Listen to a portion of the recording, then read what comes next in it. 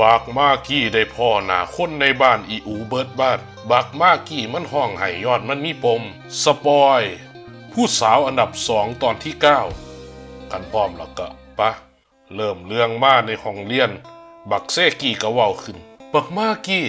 มึงสร้างโศกดีลื่นบ้านลื่นเมืองอาทิตย์นี้มึงไปบ้านผู้สาวอาทิตย์สีฮอดมึงไปหน้าห้านหมอลำบักมากี้ก็เว้าขึ้นกูบ่ได้ไปกูบ่ได้ลงซื้อบักเซกี้ไปสอเอื้อยเจ้าของ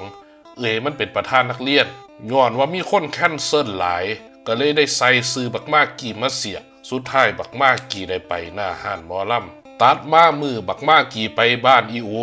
บ้านอีอูก็ฮักกะหอมบักมากี้อยู่ตัวบ่ได้โพดได้โพคือจังไทบ้านซาย่ามผ้ากันโฮมสิแตกเขาแรงบักมากี้ห้องไห้มันคือฮอดสมัยตะกี้ก่อนอีพออีแม่สิทางไผทางเจ้าบักมากี้อยากไอคนบ้านอีอูมันแล่นหนีมาห้องไห้ทั้งนอกอีอูแล่นมาออย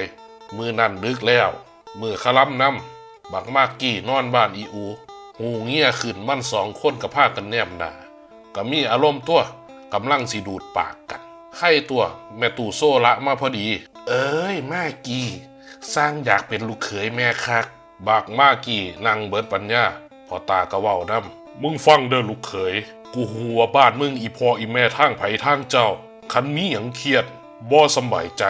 มึงห้องไห้โลดสิได้ระบายออกเป็นผู้ชายก็ห้องไห้ได้ตัดมาบักมากี้มาฮอดบ้านเห็นรูปสมัยตะกี้ก่อนพ่อแม่สิทางไผทางเจ้ามันก็ห้องไห้ตัวล่ะและอนิเมะกะตัดจบซ้ำนั่นครับเป็นจังไดเนี่ยครับผู้สาวอันดับ2ตอนที่9ขันมักกะกดมักให้นำเด้อครับบ่มีหยังแล้วก็เศร้าบ๊ายบาย